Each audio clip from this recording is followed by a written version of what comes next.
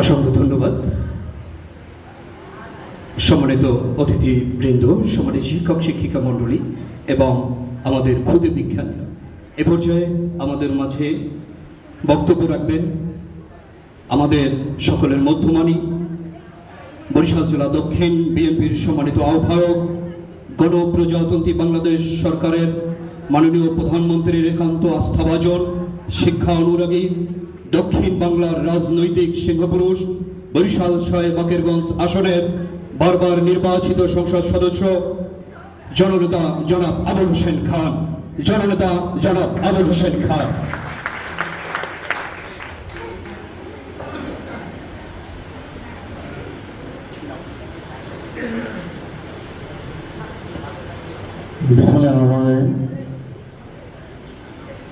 আজকে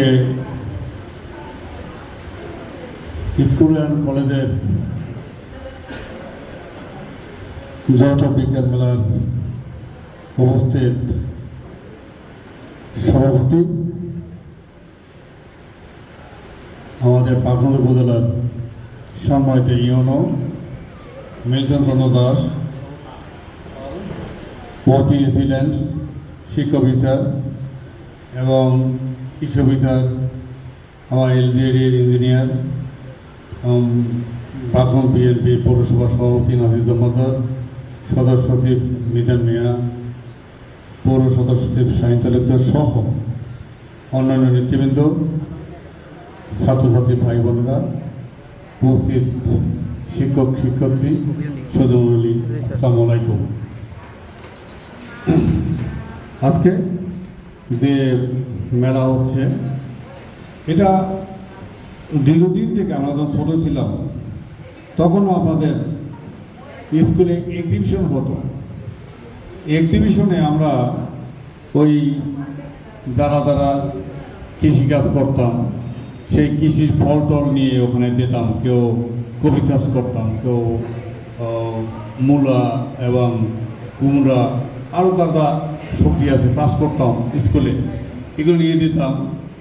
তারপর বিজ্ঞান মেলায় যারা সায়েন্সে পড়তো তারাও তাদের কিছু উৎপাদিত ইনোভেটিভ কিছু আইডিয়া উপস্থাপনা করতো, এরকম ছিল, আগ্রহ ছিল এরকম। কিন্তু বর্তমান সরকার, আমাদের দেশের প্রধানমন্ত্রী দেশনাথ তারেক রহমান, তিনি এই সরকারের গঠনের পর থেকে এই তৃণমূল থেকে মেধা বিকাশের জন্যে, তৃণমূল থেকে ছাত্রছাত্রীদের এই বিজ্ঞান মনস্ক বা তাদের চিন্তাধারাকে বিকাশ ঘটানোর জন্য উদ্যোগ গ্রহণ করেছেন।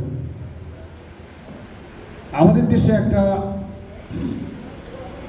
সবারই MA pass, BA pass, honours, PhD এগুলো করার একটা কিন্তু টেন্ডেন্সি থাকে।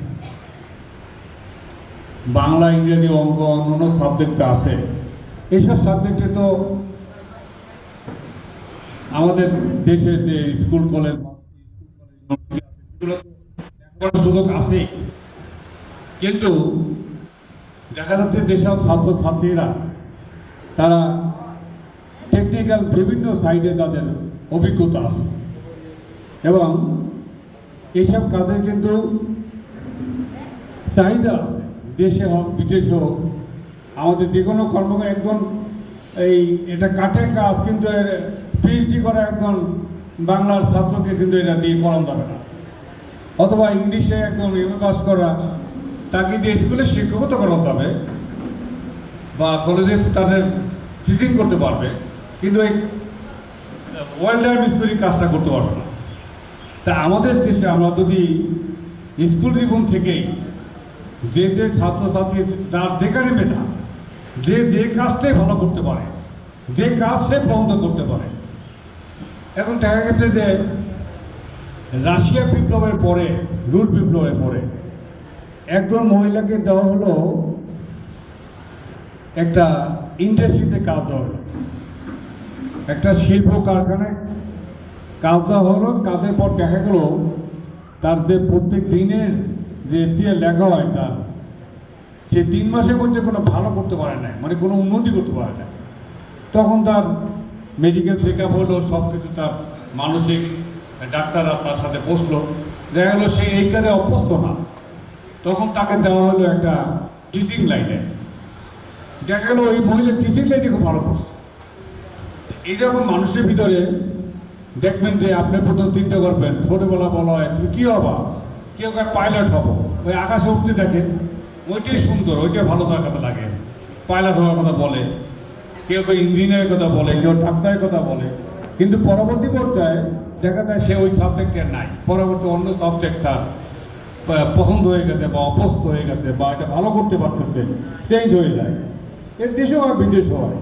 এই কারণে প্রতিভা বিকাশের যে সুযোগ, এই সুযোগটা কিন্তু আমাদের স্কুল জীবনটা এই যে ছোটোকাল থেকে এখান থেকে কিন্তু বিকাশ হওয়ার মানে সুযোগ সৃষ্টি হয়।